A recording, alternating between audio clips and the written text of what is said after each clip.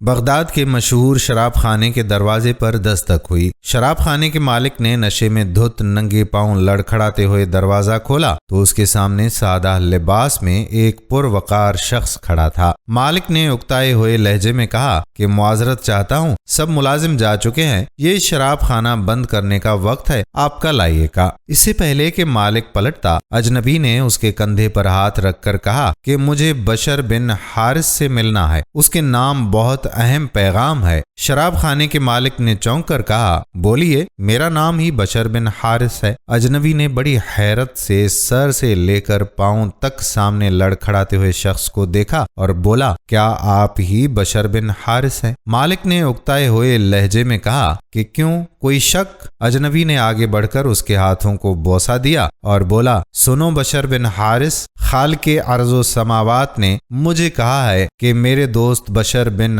حارث کو میرا سلام عرض کرنا اور کہنا کہ جو عزت تم نے میرے نام کو دی تھی وہی عزت رہتی دنیا تک تمہارے نام کو ملے گی۔ اتنا سننا تھا کہ بشر بن حارث کی نگاہوں میں وہ منظر گھوم گیا جب ایک دن حسب معمول وہ نشے میں دھت چلا جا رہا تھا تو اس کی نظر گندگی کے ڈھیر پر پڑے ایک کاغذ پر پڑی جس پر اسم اللہ لکھا تھا۔ بشر نے اس کاغذ کو بڑے احترام سے چوما، صاف کر کے خوشبو لگائی اور پاک جگہ رکھ دیا اور کہا، اے مالک عرش العظیم، یہ جگہ تو بشر کا مقام ہے، تمہارا نہیں۔ بس یہی ادا بشر بن حارث کو بشر حافی رحمت اللہ علیہ بنا گئی۔ جس وقت آپ کو یہ پیغام ملا آپ اس وقت ننگے پاؤں تھے اور پھر آپ نے ساری زندگی ننگے پاؤں گزار دی۔ آپ جن گلیوں سے گزرتے تھے ان گلیوں میں چوپائے بھی پیشاب نہیں کرتے تھے کہ آپ کے پاؤں گندے نہ ہو جائیں۔ وہی بشر بن حافی رحمت اللہ علیہ جس کے متعلق اپنے وقت کے امام احمد بن حنبل رحمت اللہ علیہ فرمایا کرتے تھے کہ لوگوں، جس اللہ کو احمد بن حنبل رحمت اللہ علیہ مانتا ہے، بشر بن حافی رحمت اللہ علیہ اسے پہچانتا ہے۔ دوستو، آپ بھی کوشش کر لیا کریں کہ کہیں اخبار یا کاغذ کے کسی ٹکڑے پر اللہ پاک یا نبی کریم صلی اللہ علیہ وآلہ وسلم یا مقدس ہستیوں کا نام نظر آئے تو اسے کسی پاک جگہ پر رکھ دیا کریں۔ ناظرین، آنے والی کسی ویڈیو میں